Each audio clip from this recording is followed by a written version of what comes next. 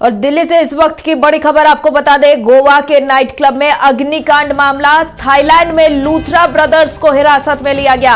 यह बड़ी खबर इस वक्त की। गोवा अग्निकांड मामले में थाईलैंड में लूथरा ब्रदर्स को हिरासत में लिया गया। जल्द भारत डिपोर्ट होंगे लूथरा ब्रदर्स। थाईलैंड में गौरव और सौरभ लूथरा को पकड़ा गया। गोवा अग्निकांड के बाद प्रशासन का बड़ा फैसला, नाइट क्लब और होटलों के अंदर आतिशबाजी पर बैन। ये बड़ी खबर, पर्यटक स्थलों के अंदर भी आतिशबाजी पर बैन।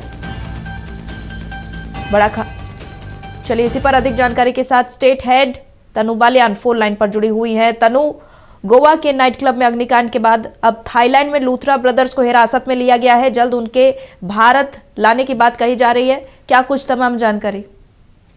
बिल्कुल स्नेहा, देखिए जिस तरीके से गोवा में जो Birch by Romeo Lane night club था और उसमें जिस तरीके से देखिए इतनी भयानक आग लगती है और 25 लोगों की मौत हो गई, जिसमें देखिए 5 जो है वो कि पर्यटक भी थे और 20 जो वहाँ के स्टाफ मेंबर्स थे वो शामिल थे।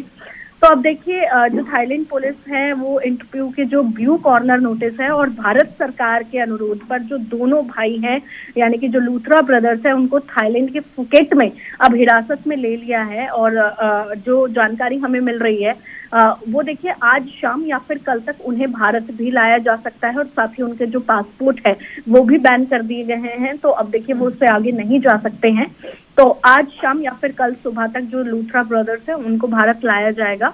और देखिए एक तस्वीर भी सामने आई है जिसमें जो दोनों हाथ हैं लूथरा ब्रदर्स के वो बंधे हुए हैं और एक पासपोर्ट पकड़े हुए वो दोनों दिखाई दे रहे हैं। तो देखिए गोवा पुलिस और सीबीआई के साथ जिस तरीके से का कोलैबोरेशन था और उसमें देखिए भारत सरकार ने जिस तरीके से एक्टिवनेस दिखाते हुए उनके पासपोर्ट जो है वो रद्द किए और भारतीय टीम जिस तरीके से थाईलैंड पहुंची और फिर डिपोर्टेशन का जो पूरा प्रोसेस है वो इतनी तेजी से चल रहा है कि अब जल्द ही वो भारत लाए जाएंगे और उसके बाद देखिए कार्रवाई होगी। और इसके साथ ही देखिए स्नेहा, जिस तरीके से आपने जिक्र किया कि एक बड़ा फैसला और लिया गया है कि जो आतिशबाजी है उस पर भी बैन कर दिया गया है। तो जिस तरीके से देखिए अभी न्यू ईयर होगा और साथ ही क्रिसमस का सेलिब्रेशन होगा, तो हम देखते हैं कि गोवा जैसी जगहों पर जो सेलिब्रेशन होता है वो बहुत धूमधाम से मनाया जाता है। लेकिन अब इस अग्निकांड के बाद गोवा सरकार ने ये फैसला लिया है कि जो नाइट क्लब है और जो होटल है उनके अंदर आतिशबाजी पर पूरी तरीके से बैन कर दिया है और जितने भी पर्यटक स्थल है